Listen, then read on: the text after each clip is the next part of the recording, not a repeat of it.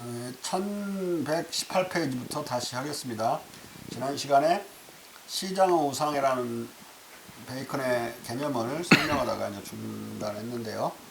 시장 우상이란 일단 시장에서 물건이 팔리면 가치가 있는 것처럼 느끼듯이 마치 이 우리의 언어와 이름 이런 것에 실제로 언어로 쓰이게 되면 그게 진짜로 있는 것처럼 이게 경험 세계와 일치하지 않는데도 있는 것처럼 착각하고 오류를 범하는 거, 그게 이제 언어로 생겨나는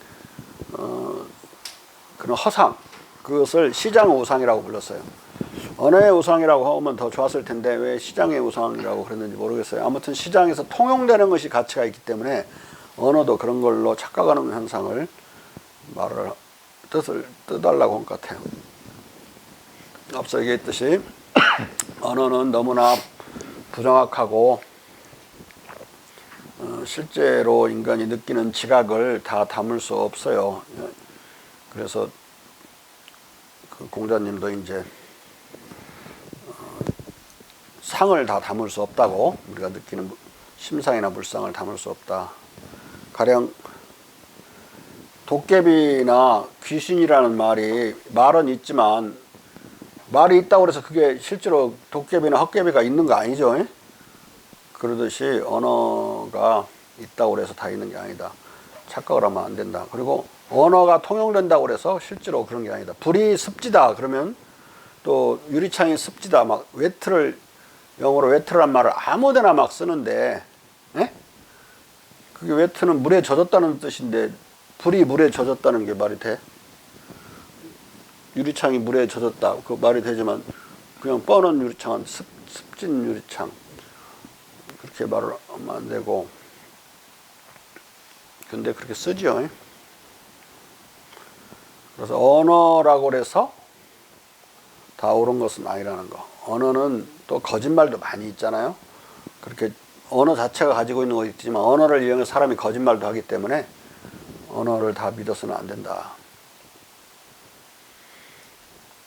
자, 1118페이지 제일 마지막 줄, 시장의 우상은 말과 이름에 관한 것부터 시작할 거예요. 백조기가 읽어봐. 시장의 우상은 말과 이름에 관한 사회계약 또는 연대로부터 지성 속으로 슬그머니 숨어 들어오기 때문에 모든 것 중에서 가장 큰 음영이다. 인간들은 그들의 이성이 말들을 통제한다고 믿는다. 하지만 진실은 말이 지성을 되받아쳐 제 힘을 가하고 되돌려 보낸다는 것이다. 이것은 철학과 과학을 궤변적이고 비생산적으로 만들어 왔다. 근데 여기서 지금 이성과 언어 또는 말과 지성, 뭐 여러 가지 말했지만 지성과 이성은 같은 말이에요. 근데 인간의 잔해의 구조는 언어의 뇌예요. 우뇌는 감정 조절의 뇌고, 여기서 대뇌를 말하는 거야. 잔해는 동시에 사고 뇌이기도 하고, 생각하는 거. 생각한다는 것은 이성적인 건데, 이성적 사고는 언어와 같은 거예요. 그 말은 다시 뒤집으면 무슨 말, 언어가 이렇게 문제가 많은 건데 이성적 사고도 문제가 많은 것이다. 이성적 사고도 그 허위가 엄청 들어있고, 아주 본질적인 허위가 들어있고, 그것을 공자는 이 사이불학, 경험하지 않고 생각만 하는 것의 위험성을 말을 했죠. 그러니까 사고를 끊임없이 경험에 합체시키려는 노력이 없으면 인간의 언어만큼이나 인간의 사유는 위험한 거예요. 거짓말이라고. 근데 아주 이성적이라고 그러면 대단히 옳은 말로 사람들 하는데, 이성적인 것이야말로 가장 위험한 것이다. 인간의 경험을 중시하고 인간의 감각을 중시해야 돼요. 인간의 감정을 중시해야 된다. 언어만큼이나 이성은 허위스러운 것이기 때문에 이성과 언어는 같은 말이에요. 태초에 말씀이 있었느니라 라고 되어 있죠. 근데 히라보로는 원래 태초에 로고스가 있었다 이러는데, 로고스라는 히라보가 말과 이성이라는 말이 동시에 되는 거거든요. 우리말로도 말을 이성적인 것으로 쓸 때 많죠. 말이 되네. 그럴 때는 합리적이고 이성적이라는 소리야. 리저너블하다. 그래 한 거래. 그러니까 태초에 로고스가 있었다는 말은 태초에 말씀이 있었느니라 그렇게 번역이 될 수도 있지만 태초에 이성이 있었느니라 이렇게 번역할 수도 있어요. 그러면 이성과 말이 같다면 이성은 위대한 것이고 같은 것인 말은 허위스러운 것이고 이게 안 맞는 앞뒤가 안 맞는 얘기라고. 그러니까 말만큼이나 이성도 허위스러운 것으로 봐야 되고 대단히 위험시해야 돼요. 인간이 생각만 하는 사고 능력만 할 때 이 언어가 인간의 공감을 연장하는 말로 쓰일 때는 언어는 진실된 거예요. 근데 공감과 분리돼 가지고 지가 공감, 인간의 엠퍼시와 분리돼서 막 쓰여지면 언어도 완전히 사기스러운 말이 되듯이 어린이들의 말을 그래서 믿으면 안 돼요. 7살 이전의 어린이들은 좌뇌와 우뇌가 연결되어 있지 않아요.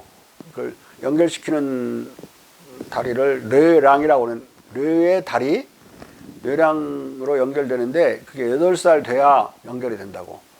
그러니까 이게 오른쪽 감정이 조절되고 감정을 뜻을 헤아리는 오른쪽 뇌의 것이 왼쪽 뇌로 투입돼야 되는데 이게 뇌랑이 단절되어 있는 어린 시절에는 투입이 안 돼요. 그래서 공감적인 감정 따로 놀고 뇌가 따로 노는 거야. 뇌는 이제 말이니까 말을 주둥아리를 막 나불대요 어린이들이.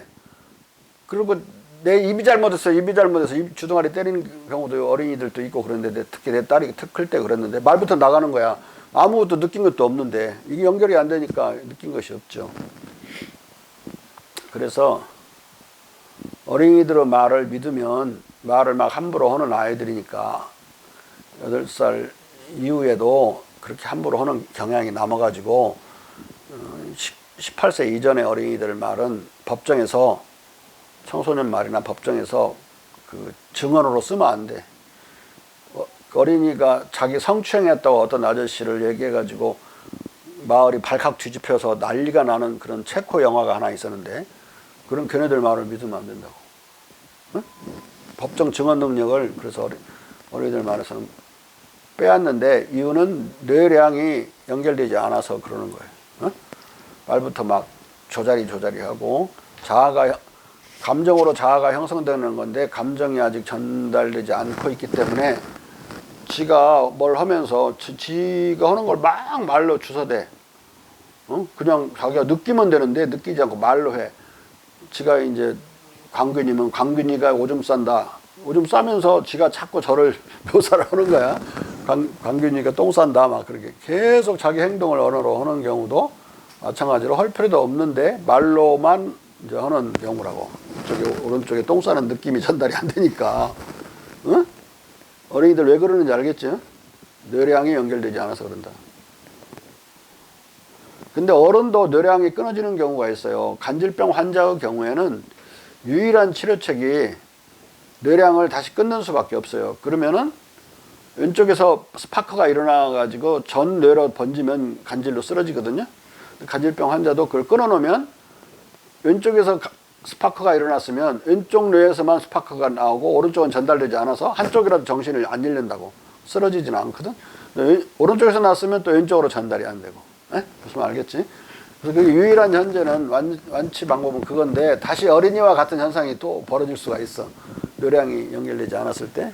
그래도 그 치료법이 유일하게 노벨상을 탔다. 뭐 사람 이름은 잊어버렸는데 그 뇌량을 단절시킴으로써 간질을 중단시키는. 그치? 뇌에 대한 일정한 무슨 결함을 초래하지 아무래도 뇌량을 끊어지니까. 그러니까 언어를 조심해야 되듯이 인간의 이성도 대단히 조심해야 되는 건데 모든 합리론자들은 또 성리학자들은 이성을 엄청나게 받들었지 이데올로기의 출처라고 볼 수도 있어요. 그래서 내가 한번 말을 했지. 합리주의는 철학의 아편이고 성리학은 유학의 아편이다. 알아들어?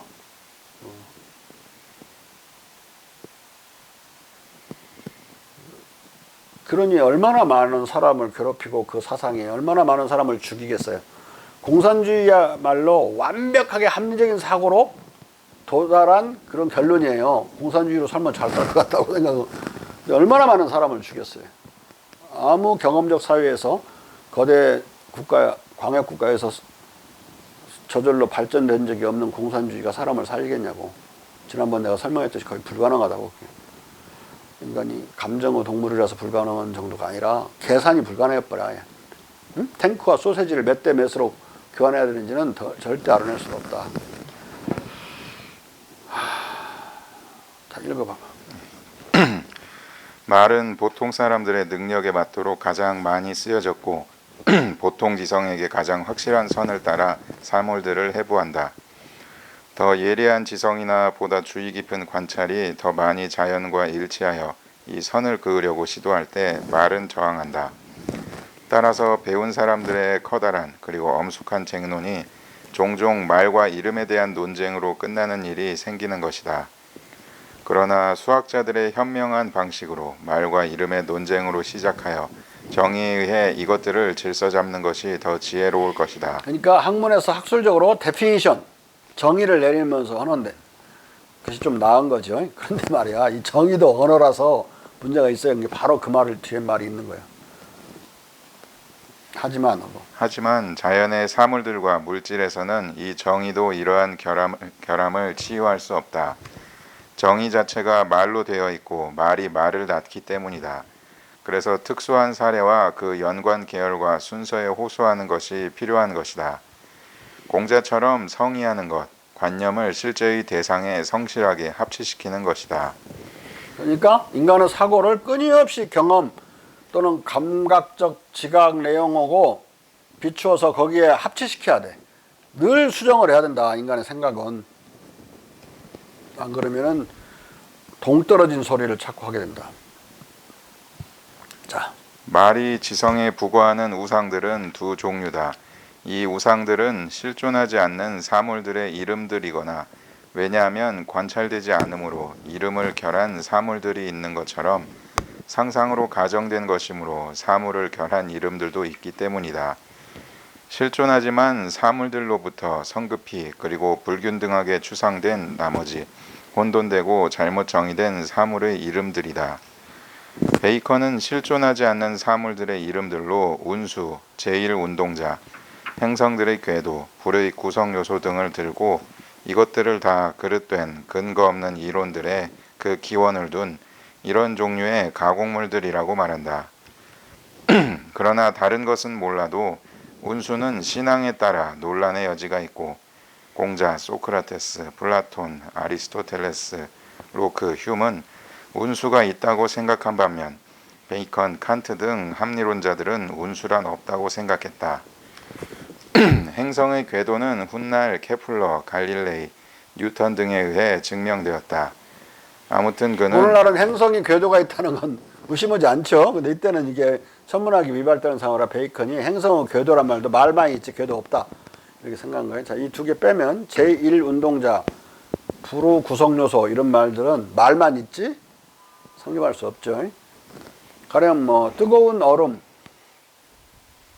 말은 있지 내가 뭐 하니까 둥근 네모 실제 하나? 없어요. 자. 아무튼 그는 이런 종류의 우상은 쉽게 제거될 수 있다고 생각한다. 이 이론들을 항상적으로 배격하고 낡은 것으로 만듦으로써 근절할 수 있는 것이다. 그러나 다른 종류의 우상들, 즉 실존하지만 사물들로부터 성급히 그리고 불균등하게 추상된 나머지 혼돈되고 잘못 정의된 사물의 이름들은 복합적이고 깊이 뿌리박고 있으며 빈약하고 솜씨 없는 추상에 의해 야기된 것이다. 베이컨은 웨시라는 단어를 예로 든다. 웨시라는 단어는 단순히 아무런 상수나 공통 분모를 갖지 않는 상이한 작용들에 대해 무차별적으로 쓰인다. 불꽃이 습하다, 공기가 습하지 않다, 먼지 조각이 젖었다, 유리가 젖었다 등. 이것은 우리는 습하지 않다, 젖었다, 이렇게 쓸 수 있는데 영어 하나로 wet라고 해버려 이걸. 우리는 젖었다는 말하고 습하다는 말이 좀 다르거든. 영어가 있다는 이유에서 이게 같은 말인가? 그건 아니죠. 부정확하게 추상된 거지, 현실로부터. 우리말은 좀 더 정확할 수 있지. 습하다와 젖었다가 다르니까. 자. 이것은 외시라는 말이 적절한 검증 없이 물과 액체에서 솜씨 없이 추상되었을 뿐이라는 것을 쉽게 알 수 있다. 말의 우상은 인간이 말하는 동물인 한에서 본유적 우상이다. 그러나 공자처럼 일찍이 말과 글이 사람과 사물의 뜻을 다하지 못하고 왜곡하는 한계를 가진 것을 안다면 이 말의 우상의 희생양이 되지 않을 것이다. 이런 의미에서 역경, 개사상전은 글은 말을 다 드러내지 못하고 말은 의미, 관념을 다 드러내지 못한다. 그렇다면 성인의 의미, 관념은 나타낼 수 없는 것인가? 라고 자문한 뒤 이어서 성인은 상을 세워 의미, 관념을 다 드러내고 궤를 펴서 감정과 꾸밈을 다하고 상사를 묶어 그 말을 완성하고 이것을 변통하여 조화를 다하고 이것을 부추기고 춤추게 하여 정신을 완성하는 것이다 라고 자답한다. 상, 인상과 의미, 관념을 감추고 왜곡하는 글자 그대로의 글과 말 그대로의 말을 우상화하지 말고 상, 궤, 만상의 표현, 상사, 상징적 언어로서 관념, 감정, 꾸밈, 말을 바르고 완전하게 표현한다는 말이다. 주역 64개로 우주 만물을 표현한다고 그랬는데 주역의 괴는 상으로 되어 있거든요. 괴의 상이라고 그런다. 그런데 이게 주역 구절에서 나온 말이라서 그러지 이 상이라는 말을 인간의 심상을 상징으로 표현할 수 있는 능력이 주역에만 관련된 건 아니잖아요. 대한민국이라는 말이 있는데 대한민국을 만약에 생각하기로 하면 한없이 생각을 해야 되겠지만은 태극기라고 하는 상 하나로 상징으로 표현할 수 있어요. 그러니까 언어로 다 하지 못하면 그러니까 글은 언어를 다 하지 못하고 언어는 우리의 심상을 다 하지 못하는데 다 하지 못할 때는 상징이라는 걸 쓴다. 성인은 상징을 써서 그걸 뜻한다. 그러니까 가령 주역의 첫 구절 잠룡무용 그랬어요. 주역의 첫 번째 교회의 첫 효사가 잠룡무용이야. 두 번째 효사는 혈룡제전, 일용제천, 이견대인. 잠룡무령이라는 말은 잠수에 있는 용은 나서지 말아라 또는 쓰지 말아라 그런 뜻인데 잠룡이라는 것이 가져오는 그 형상이 어떤 걸 뜻해? 마음속에서 여러분들이 그려봐봐. 어떤 심상을 그리고 있을까?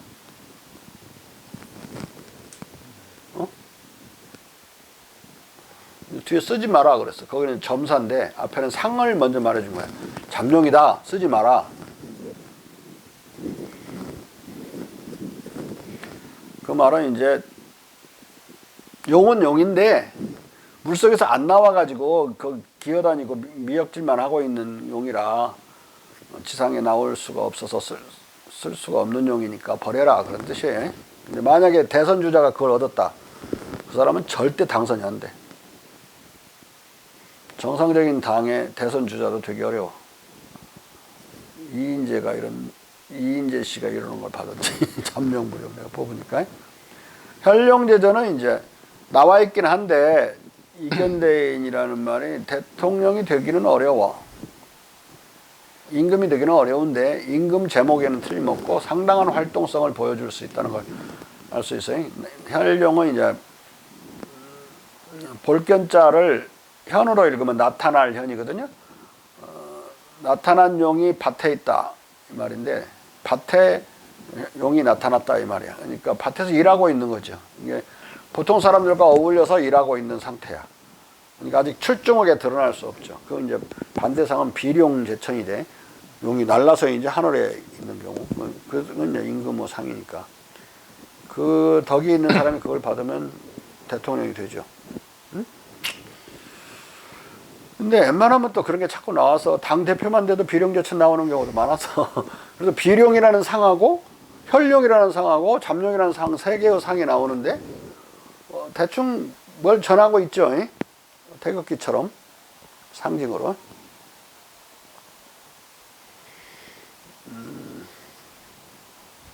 글이 말보다 더 정확지 못하고 말은 또 우리의 상을 실지 못하는데 이미 이 언어와 글이 가지고 있는 한계를 공자는 분명히 말을 해줬죠. 이것만으로는 안 되는 것이다. 그래서 이제 이때 언어가 사람을 너무 많이 숨기기 때문에 상징으로만 되어 있는 언어가 없는가. 그래서 이제 중국말 캐릭터라고 많이 했는데 차이니스 캐릭터, 한자를 차이니스 캐릭터라고 그래요, 영어로. 그 차이니스 캐릭터는 진짜 상징 언어다. 그래서 엄청나게 각광을 받아. 이건 아담이 썼던 언어다. 아담이 썼던 언어라는 것은 바벨탑 이후에는 언어가 다 달라져 버리잖아요. 성경 이야기에서.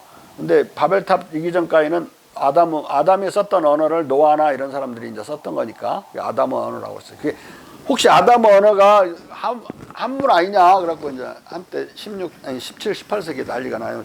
유럽에서 한자를 보고 놀래가지고 거기 보면 뭐 용은 용같이도 생겼고 그렇지? 닭은 닭같이도 생겼고 막 그러잖아요. 그려놓은 것처럼. 그런데 문제는 모든 한자가 그런 식으로 상형 문자는 아니었다. 문법적인 요소도 많고 또 거의 상형에서 상징으로 변해간 것도 많잖아요. 사람 인자가 사람 닮았나? 아니지. 사람 인자는 원래 사람이 일하고 있는 마치 못 신고 있는 것처럼 이렇게 되어 있는 것이 사람인으로 변해가는데 사람들은 거꾸로 이제 혼자는 못 사니까 둘이 받쳐서 살으라고 그렇게 해놨다고 막 완전히 민간 어원설이지. 촌누들이 앉아서 지어낸 말들. 전혀 상형 문자의 발생 과정을 보면 그렇지 않다. 응? 그렇지만 여자가 어느 특징을 잡아서 계집 여자를 보면 애기 뵌 여자의 모습이거든요. 상형이 남아있기도 하지. 어느 정도는. 다라고 생각하면 이런 식으로 오류를 범한다니까. 자, 그래서 언어보다는 사람들의 행동을 봐야 된다. 공자는 그렇게 생각했어요. 언어를 100% 믿지 말고. 자, 넷째. 그러므로 한자가 아니라 이 역학의 상징 언어가 아마 베이컨이 말하는 진짜 부호 문자일 것이다. 넷째, 극장의 우상이 있다. 극장의 우상은 극장 무대에서 베이컨이 이런 언어의 우상을 너무나 시장의 우상으로 위험시했기 때문에 특히 베이컨이 혹시 이게 아담의 언어가 아닌가 한자가 그래서 한자를 진짜 부호 문자라고 불러요. 리얼 캐릭터 레라라고. 한문 연구를 많이 해, 이 사람이 나름대로. 자, 넷째 극장 우상. 넷째, 극장의 우상이 있다. 극장의 우상은 극장 무대에서 그럴싸한 내용들로 짜여 공연되는 픽션 시나리오와 같은 가공적 관념과 철학적, 종교적 교설들로서 인위적 우상에 속한다. 이것은 상이한 철학들의 다양한 교리들로부터 그리고 심지어 잘못된 논증 법칙으로부터 인간들의 정신 속에 보금자리를 튼 우상들이다. 이것은 인간들이 배우거나 창시한 모든 철학이 우리의 의견에 의하면 그릇되고 가공적인 세계를 창조한 생산되고 공연된 그만큼 많은 연극들이다. 이 때문에 베이컨은 극장의 우상이라고 부른다. 시나리오의 우상인데 뭐 정확히는 이 사람이 뭘 뜻하려고 하냐면 실제로 극장이나 시나리오와 관계되는 게 아니라 이론의 우상이에요. 이론은 일종의 시나리오에 지나지 않는 것이고 가공이고 사실이 아니다. 근데 거기에 이론에 맞춰서 생각하는 강력한 성향이 있죠. 후천적으로. 자기 칸트를 배웠어. 박사학위를 그걸로 썼어. 평생 칸트 속에서 살아. 아리스토텔레스는 아리스토텔레스 속에 살고 이론을 자기가 노력해서 배운 만큼 버리기가 힘든 거예요. 후천적으로. 자. 이것은 단지 현재 유행하는 철학과 종파의 우상만을 말하는 것이 아니라 고대 철학과 종파의 우상도 말하는 것이다. 이런 연극들은 지어내고 날조된 부지작들이다. 보편 철학의 우상만이 아니라 부지작은 공자님 말이죠. 사람들이 알지 못하면서 지어낸다는 뜻인데 그런 사람들이 있는가 모르는데 나는 그런 게 없다. 그렇게 말할 때 나오는 이야기야. 아 무시 나는 그것이 없다. 보편 철학의 우상만이 아니라 전통, 신념, 타성으로부터 세차게 성장해온 과학의 많은 원리와 공리들의 우상도 여기에 포함된다. 가령 천동설 이런 것들은 쇠차게 지켜왔던 것이죠. 갈릴레오 갈릴레이까지. 그리고 갈릴레오 갈릴레이 때에도 갈릴레오가 지지? 종교재판에서 유죄 판결 받으니까 천동설이 다 지배적이야. 케플러까지도. 케플러도 사실 위태로웠죠. 그런 지동설을 주장하면서. 이 극장의 우상은 곧 금과 옥조로 빚고 받들어지는 부지이작의 철학적 시나리오나 사이불학의 사변적 개그를 가리킨다. 이 우상들과 관련해서는 인간 지성에게 경고를 주기 위해 상이한 유형을 아주 상세하게 세분하여 설명해야 한다. 극장의 우상들은 지성의 본유적이거나 지성 속으로 몰래 미끄러져 들어온 곳이 아니다. 극장의 우상은 동화 같은 이론들과 잘못된 증명 규칙을 바탕으로 공계리에 도입되고 받아들여진 것이다. 베이컨의 과학적 발견 방법은 개인적 재능의 예리성과 강력성에 할 일을 많이 맡기지 않는 방법으로서 재능들과 지성들을 다소간에 평등화하는 것이다. 베이컨은 이 대목에서 자나 컴퍼스의 예를 든다. 직선이나 완전한 원을 그리려면 손이 한결같고 숙련되어 있어야 하지만 자나 컴퍼스를 쓰면 이런 숙련도가 필요 없다. 그러면 그림을 잘 그리는 환을 잘 치는 자와 그렇지 못한 자가 컴퍼스를 도입하면 차이가 없어져 버려요. 그렇죠? 평준화된다. 마찬가지로 올바른 방법을 써서 만들어진 이론하고 올바르지 않은 방법을 써서 만들어진 이론은 완전히 다를 것이기 때문에 올바른 방법을 세우면 된다 이거야. 경험주의 방법을 이제 올바른 방법이라고 하는 거야. 경험주의적이지 않은 방법으로 하면은 이론들은 서로 많이 다를 것이고 현실과 많이 이반될 것이다. 마치 둥근 해를 그린다고 자연에 있는 사물이죠. 해를 그린답시고 손으로 그리면 삐뚤빼뚤 그리고 어떤 사람은 잘 그리고 그러겠죠. 사람들끼리도 원이 다른 해의 모습이 달라지지만 그 달라진 만큼 그 그려진 해는 현실 속에 둥근 해오고 다르죠. 그만큼 많이 이반된다고.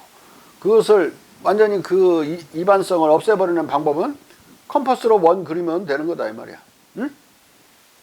그러면은 잘 그린 사람 못 그린 사람 차이도 없어지고 그 원은 태양하고도 크게 차이가 없어지지. 실제 하는 사물하고도. 자. 베이컨의 관찰, 실험, 경험의 자연 해석 방법은 정확히 이와 동일한 도구다. 극장의 우상들은 간단히 말하면 이론들이다. 이론들은 많고 많을 수도 있고 하루에도 많이 생길 수 있다.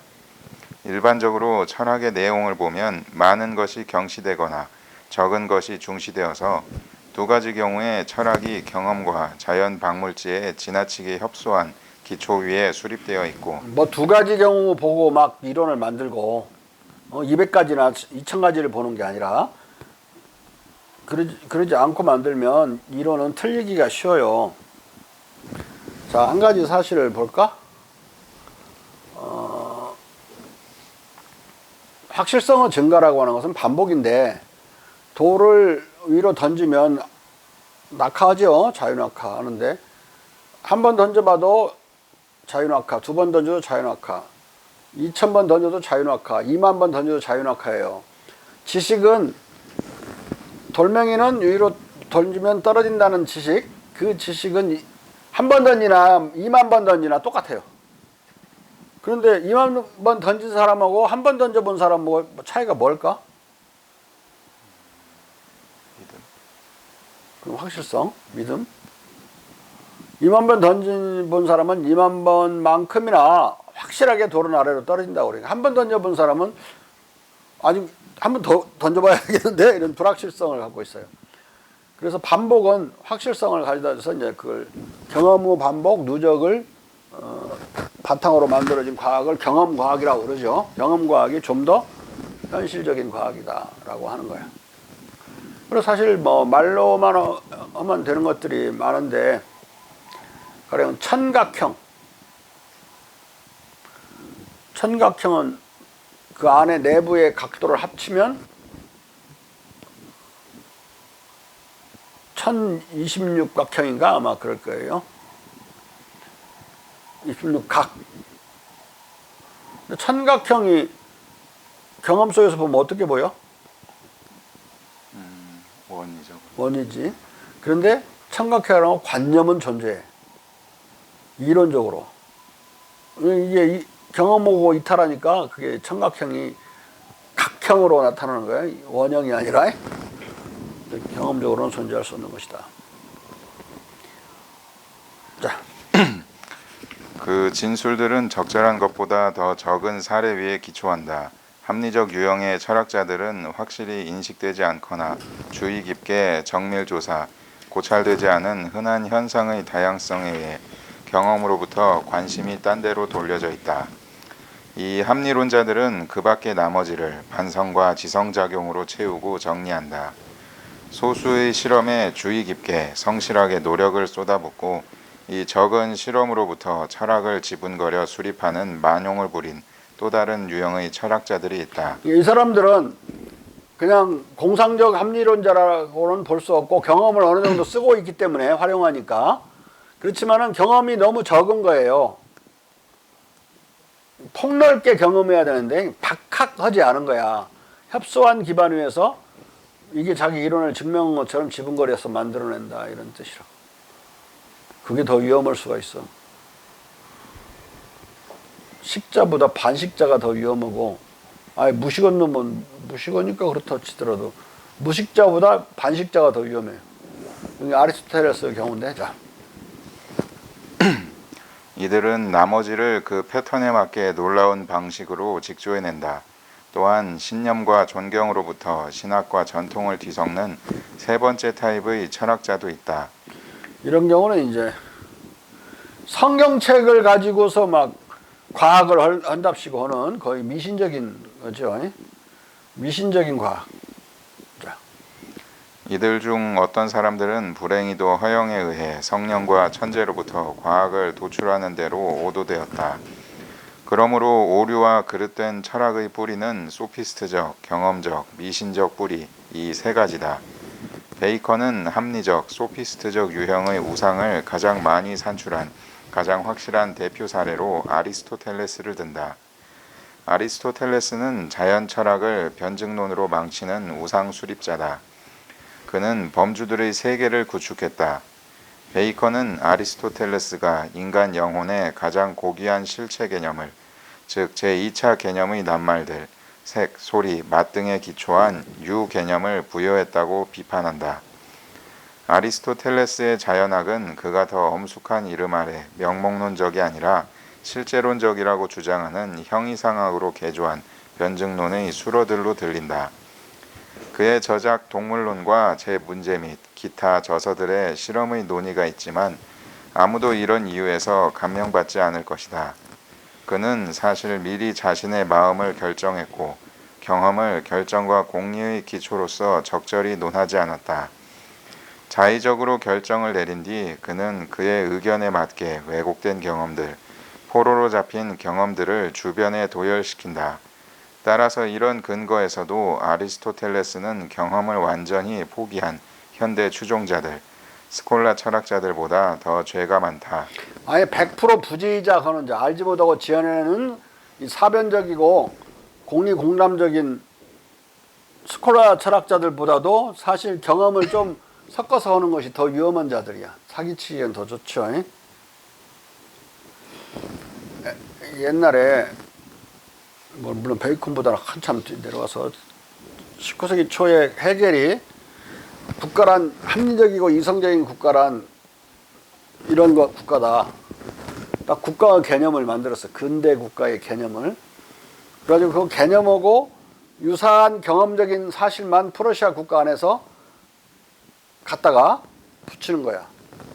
그 프러시아 국가가 이 경험적인 프러시아 국가의 경험적인 요소들이 이 개념적인 국가와 일치하는 것들만 이제 끌어오는 거니까 프러시아 국가로 보면은 프러시아 국가에서 개념에 가장 합당한 것만 봐주고 합당하지 않은 건 지워버리는 거죠.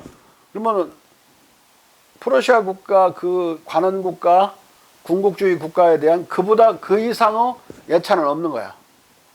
어떤 사람을 백광균이 저 장단점이 다 있는 친구인데 단점은 싹 지우고 장점만 계속 인간의 장점 괜찮은 사람이야 뭐 그러면서 그러면 백광균은 엄청나게 칭찬받는 거죠. 대단히 부지런한 사람이고 뭐 저 친구 진짜 게으르거든. 응? 조금 한번 부지런했다고 막 그걸 오늘 좀 부지런했어. 그것 갖고 막 그렇게 말하면 무슨 말인지 알겠죠? 개념을 먼저 세워놓고 경험적 사실들을 안 맞는 건 제치고 맞는 것만 계속 도열시켜. 그래서 자기 이론이 증명된 것처럼. 그걸 나중에 칼막스가 헤겔을 그렇게 비판해요. 프로시아의 사실 안에서 자기의 이론에 맞는 논리에 맞는 것만 갖다 썼다고.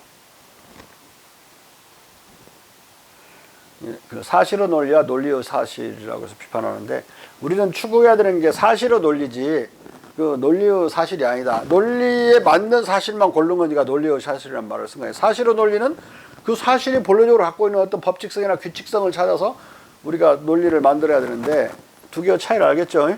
지금 이 사람이 뭔 말하려고 하냐면 사실의 논리를 말하려고 하는 거야 지금. 어? 그 아주 유사한 표현들도 뒤에 있는데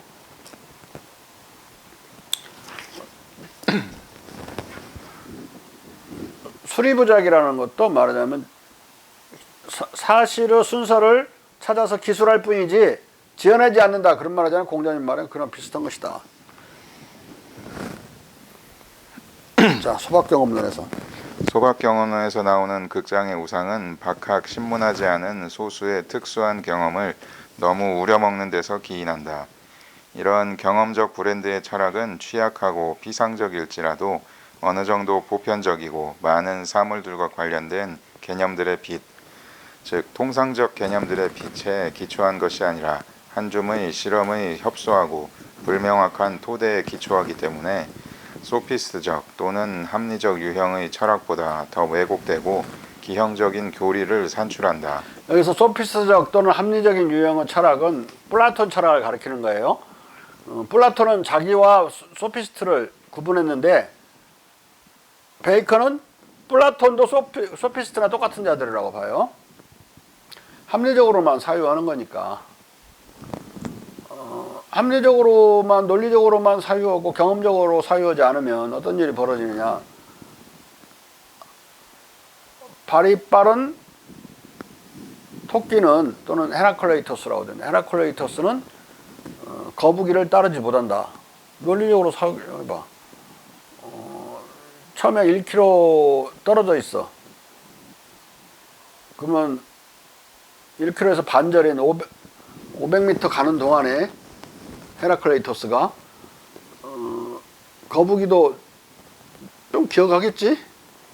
그러면 대여섯 장 돌아간다고. 그 다음에 또 그 반에 그 반절에 반절을 가 헤라클레이토스가. 그러면 그 사이에 조금 그놈 더 가겠지? 조금씩 전진하는데 합쳐서 계속 반에 반만 가봐. 어? 영원히 논리적으로는 따를 수가 없어요.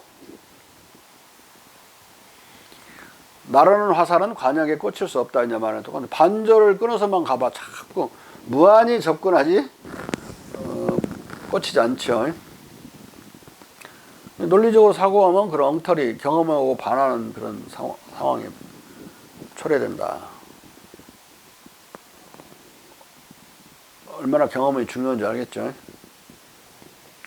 경험적인 사실은 나르는 화살은 관역에 꽂히는 거고 그 화살은 어느 일정한 통과하는 통과 지점에서 존재하자마자 없는 거예요. 존재와 무가 통일될 때 그걸 운동이라고 불러. 어떤 시점을 끊어놓고 거기 있다가 없어지는 거잖아. 있는 거와 없는 것이 동시일 때 운동이야. 어? 그냥 그런 식으로 거리를 놓고 이렇게 반에 반 가고 반에 반 가고 반 가고 그런 사고를 할 수가 없는 거지. 경험적으로 사고한다면. 그지? 그런데 플라톤은 그런 식으로 사고를 했다. 그래서 소피스트라고 하는 거예요. 이게 지금 발빠른 헤라클레이토스는 거북이를 따를 수 없다는 그 플라톤이 아니라 플라톤이 경멸했던 그 지식장사꾼들 그 많은 장난스러운 개그 중에 하나야 이게 이런 게. 응? 그리고 이제 말장난의 하나고 나일강에 악어가 있는데 그 악어가 아기를 딱 물고 있어. 왜 엄마가 문물가에서 물을 깃고 빨래하다 보니까 아기가 없어서 보니까 이게 악어가 물고 있거든. 그러니까 막 달라고 그래요. 그 엄마가 빨리 내 자식이니까 달라. 내 새끼 왜 가져갔냐. 그러니까 악어가 수수께끼를 내기를 당신이 내가 이 아기를 잡아먹을지 말지를 알아맞추면 내가 돌려준다. 그런 거야. 한참 고민을 하더니 그 엄마가 너는 이 아기를 잡아먹을 것이다. 그래. 그러니까 맞췄지. 그러니까 돌려달라고 무조건. 악어는 먹으려는 생각이 있었지만 이제 알아맞혔으니까 돌려준다고 답변을 하는 게 아니라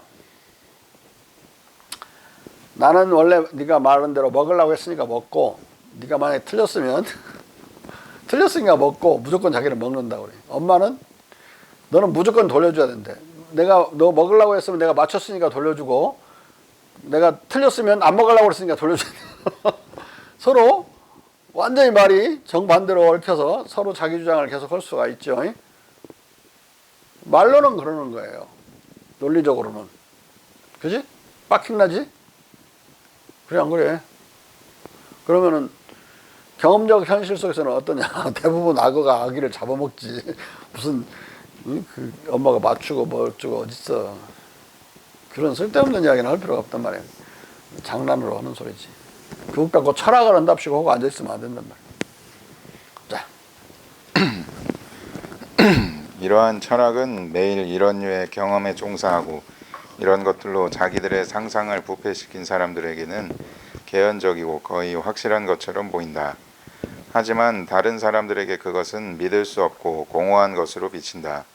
이 소박 경험론은 우리의 충고에 유의하여 소피스트적 교리들과 결별한답시고 진지하게 경험에 헌신한다면 이 철학은 정신의 때이르고 경솔한 조급성 때문에 사물들의 보편적 진술과 원리들로의 정신의 도약 또는 비약 때문에 마침내 진정으로 위험해질 것이다.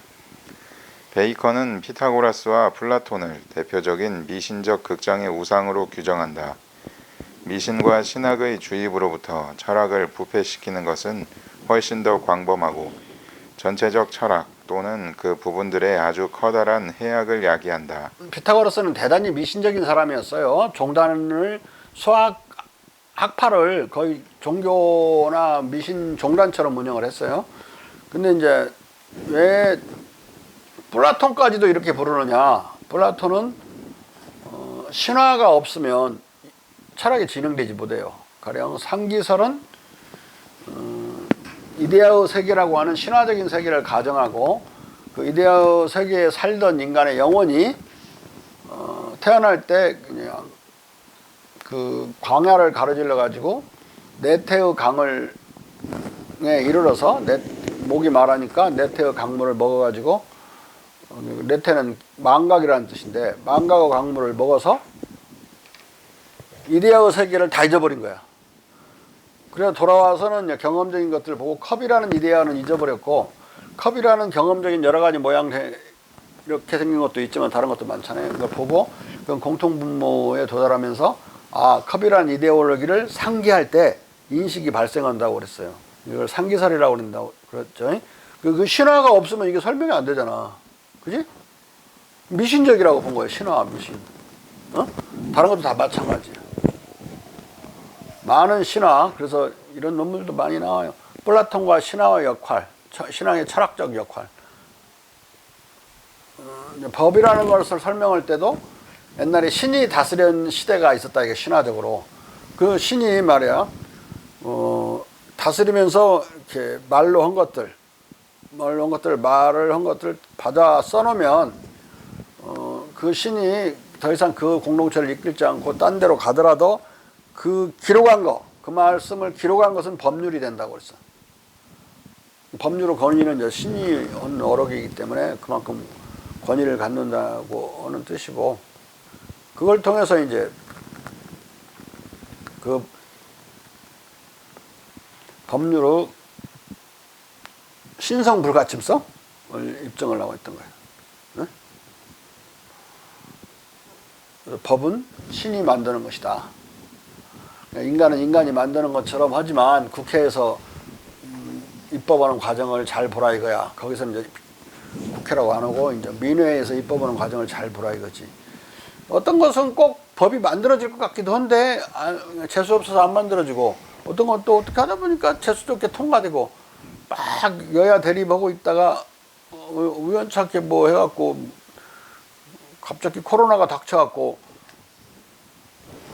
그 소득주도 성장 예산 통과 안 시키면 역적될 것 같으니까 통과시키고, 그러면은 그 사람들이 무슨 그 다 내가 역적될 것이다 그래 통과돼 기획했던 거 아니지. 다 이 운수로 통과되는 거란 말이야. 그래서 결국은 신이 통과시키는 거다 이렇게 이해를 해요. 인간이 하더라도 신의 우연에 의해서, 신의 가호에 의해서 통과되는 거다. 플라톤은 그렇게 해석을 해요. 법은 위대한 것이다. 왜? 곁들기, 신적이므로. 이렇게 하면 너무 귀신 이야기가 많아가지고 신화 이야기가 많고 철학이 아니라고 본 거예요. 자. 인간 정신은 통상적 개념들로부터 생긴 인상에 못지않게 환상에도 노정되기 때문이다. 이것의 현저한 사례는 그리스인들 가운데 철학이 거칠고 성가신 미신과 결합된 피타고라스에게서, 그리고 더 위태롭고 미묘한 형태로는 플라톤과 그의 학파에서 나타난다. 이런 류의 해악은 일부 다른 철학에서도 추상적 형상, 목적인, 제1원인의 도입에 의해, 그리고 중간 원인의 빈번한 생략 등으로 인해 발생한다. 제1원인은 다른 말로 이제 신인데, 다른 것이 인간관계로 우리 만물 만사는 다 연결되어 있어가지고 궁극에는 신이 이제 궁극 목적에는 존재하는 식으로 이렇게 사고하는 거. 근데 그렇게 목적론적으로 이 사유가 또는 인과론적으로 연결되어 있나? 이 자연이?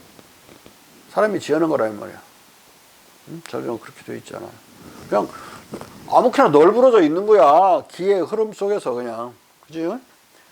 공자 말대로 한 번 음하면 한 번 양한다. 그 음양의 부조화와 조화의 법칙이지, 그게 무슨 목적 관계로 연결되어 있지 않다. 토끼를 인간이 먹지만 토끼가 인간이 먹힐 목적으로 자라나? 아니죠. 근데 인간이 먹지 않는 것들은 어떻게 할 거야? 아무 무관한 것도 많은데. 네? 가시덩굴을 우리가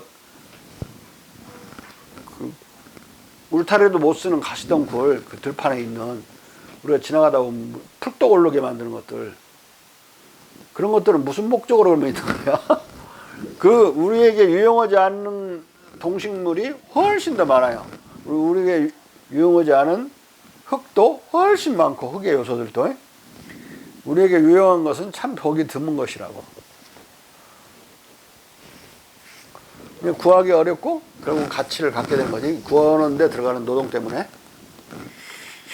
자. 베이컨은 이 대목에서 가장 강한 경고를 준다. 왜냐하면 최악의 것은 오류의 신격화이기 때문이다. 어리석은 개념들에 대한 경배는 지성의 질병이다. 심지어 어떤 현대인들은 이런 어리석음에 대해 관대해서 산 것 가운데서 죽은 것을 찾는 식으로 누가복음, 자연 철학을 성경의 창세기와 욥기 및 기타 장절에 기초하려고 애쓰기도 했다는 것이다. 모든 유용성과 응용 기회가 중간 원인에 들어있기 때문에 그들이 자신들의 철학과 관찰에서 사물들의 원리와 자연의 궁극 원인을 조사하고 취급하는 데에 그들이 노력을 허비한다는 것이 못지않게 문제거리다. 이것은 사람들이 잠재적이고 형태화되지 않은 물질에 도달할 때까지 자연을 추상하는 것을 멈추지 않고, 또한 원자에 도달할 때까지 자연을 해부하는 것을 멈추지 않는 이유다.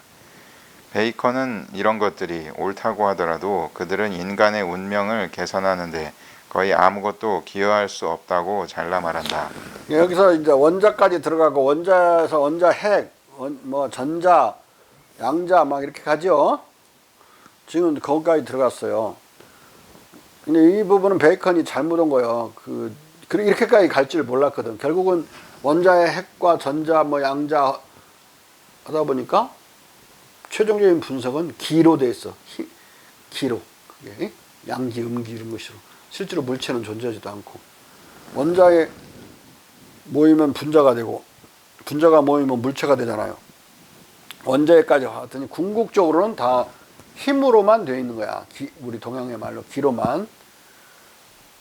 이렇게 연구해가지고 많은 우리한테 지식을 주었잖아. 근데 베이컨은 더 쓸데없는 거 연구한다고 생각한 거야. 여기서 지금. 예? 그것이 혹시 오른다 하더라도 뭐 인간 운명 개선에 아무 도움이 안 된다. 그건 아니죠. 예?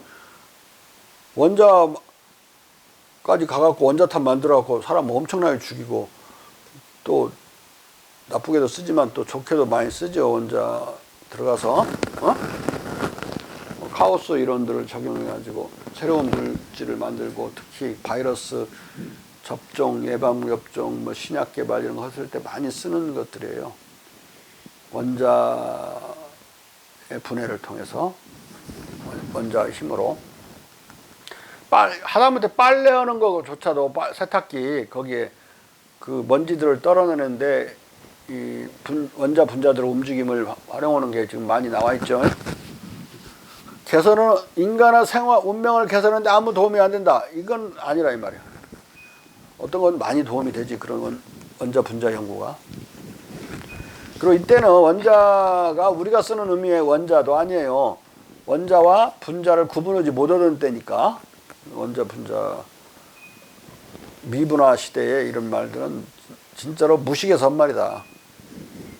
자.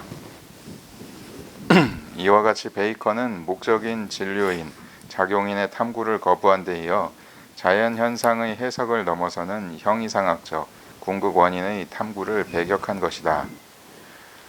자연의 해석, 이러한 정신의 청소로서의 이성에 대한 계몽에 이어 베이컨은 우상에 근거하지 않는 지성의 망상적 성향, 취약성, 무절제, 오만, 즉 사이불학과 부지이작의 문제점을 비판한다.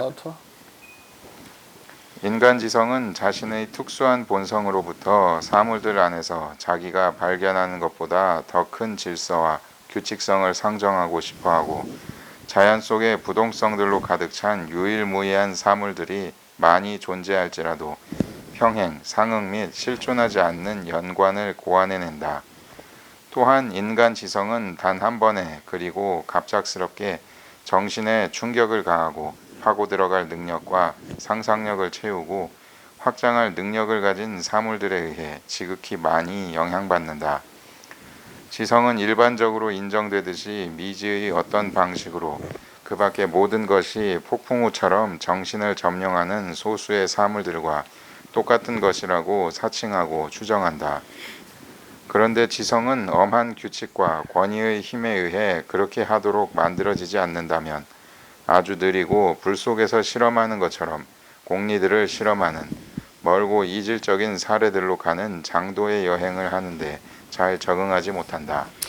여기서 자연의 해석이라는 그런 그 말을 인양반이 이제 써서 내가 그렇게 달았는데 자연에 대해가 무슨 카테고리를 갖다 적용하거나 칸트처럼 그러는 게 아니라 있는 그대로 자연을 있는 그대로 해석해 준다는 뜻으로 이 인터프리테이션이라는 단어를 쓴 거예요. 그러니까 공자의 이 해석이라는 베이컨의 해석이라는 말은 공자의 술이라는 말이랑 똑같아. 수리부작 할 때 술, 서술이라는 말과 똑같다. 겸손한 말이야. 자연에 대해서 뭐 부보고지는 않지만 무릎을 꿇고 겸손하게 자연한테 한 수 가르쳐 주십시오. 비밀을 좀 드러내 보여주십시오. 그대로 채로 가겠습니다. 일체 아무것도 섞지 않고 이런 뜻이 여기 들어있어요. 자. 지성은 데카르트의 광적인 생각작용처럼 부단히 능동적이다. 하지만 지성의 능동성은 그릇된 능동성이라서 무절제로 흐른다. 지성은 부단히 활동적이고 멈추거나 쉴 수 없으며 더 멀리 찾지만 헛되다. 이게 인간의 지성을 지금 탓하고 있고 비판하고 있는데 지성은 이성이에요. 여기서는요. 이 이성 또는 다른 말로 사고, 사유. 사유는 멋대로 튕기는 경향이 있어요. 아까 어린이들이 아무 말이나 막 한다고 그랬죠. 그런 것처럼 이 좌뇌는 아무렇게나 튀는 경향이 있어요. 있는 단어 아무렇게나 여러분들 뭐 하다가 갑자기 이상한 말 생각나는 경우 있고 막 그러잖아요. 그런 식으로 이리저리 튀는 경향이 있다. 지각한 것을 말하는 게 아니라 지각하지 않은 것을 막 그래. 그래서 그 가장 난동을 부릴 때 보면 여러분들이 꿈을 꾸어봤을 때 느낄 거야. 엉뚱하지도 않는 꿈을 막 꾸죠. 막 하늘을 날아다니는 할 때 전혀 싸운 적이 없는 사람 막 싸우고 있다 할지 막, 응? 응? 그러지 않아? 그게 사고가 난무를 하고 있는 것을 보여주는 게 인간의 꿈이다. 자. 그러므로 어떤 경계 또는 세계의 가장 먼 지점이 존재한다는 것은 생각할 수 없다. 거의 필연적으로 이 경계와 지점을 넘어선 저편에 무언가가 존재한다는 것이 항상 분명하게 나타난다. 다시 어떻게 영원성이 이날까지 내려왔는지는 생각될 수 없다. 왜냐하면 과거의 무한성과 미래의 무한성이 존재한다는 흔히 받아들여지는 그 구분은 이것이 다른 무한성보다 더 큰 무한성이 존재한다는 말과 무한성이 소비되고 유한을 지향한다는 말로 귀착되므로 어떤 방식으로든 성립할 수 없기 때문이다. 사유의 자제력 부족 때문에 과거의 무한성과 현재의 무한성이 존재한다. 이게 말도 안 되는 이야기예요. 앞에 그 무한이라는 것은 과거와 현재의 단절이 있으면 한계가 있는 거니까 무한이 아니잖아요. 그 뒤에 이 무한성이 저 무한성보다 크다. 이것도 말도 안 되는 소리야. 무한은 하나로 통일되어 있는 무한이지 이 무한성, 저 무한성이 따로 있는 게 아니다. 자. 사유의 자제력 부족 때문에 무한성이 소비되고 이 말은 과거의 무한성이 끝나고 결국 유한해지고 이런 말이나 똑같은데 이런 말이 성립할 수 없는 거나 똑같지. 왜냐하면 한계를 가지고 있으면 무한이 아닐 테니까 과거와 현재에서 끝나는 그 지점에서 끝나는 무한성은 있을 수 있겠어? 그 이미 유한한 건데 말 자체가 성립하지 않는다. 자. 사유의 자제력 부족 때문에 영원히 나눌 수 있는 선에 관한 유사한 불가사의도 존재하는 것이다. 정신의 무절제는 원인의 발견에 더 큰 해악을 가하며 작동한다. 자연 속의 가장 보편적인 사물들이 드러나는 그대로의 냉엄한 사실들임에 틀림없을지라도 그리고 그 자체가 참된 원인의 힘이 없을지라도 인간 지성은 어찌 실지를 알지 못한 채 그래도 더 잘 아는 것들을 찾는다. 그 다음 더 멀리 가려고 애쓰는 만큼 지성은 보다 친숙한 것으로 말하자면 뻔히 우주의 본성에서 생겨나기보다 인간의 본성에서 생겨나서 이 원천으로부터 놀랍도록 철학을 망가뜨렸던 그 목적인으로 되돌아가고 만다. 가장 보편적인 원인을 찾는 짓은 이 원인에 이르기 전의 파생적 원인들에 대한 필요를 느끼지 않는 만큼 서툴고 피상적인 사상가들의 징표다. 데카르트의 생각이든 생각으로만 지어낸 사변적 천각형이든 칸트의 지성의 활동적 구성 능력이든 사이불학 즉태 생각하고 경험해서 배우지 않음의 위태로움이고 부지이작 알지 못하면서도 가작함인 것이다. 자, 여기까지 하는데 하여간 공자와 딱딱 아구가 맞아 떨어지는 어떤 경고들을 하고 있는 거 보면 공자를 어떤 식으로인가 지금 사상을 접한 거야 이 사람이. 나중에는 더 진해지게 되는데 공자와 접촉 지점이. 다시 여기까지 하고 나중에 더 이어서 하겠습니다.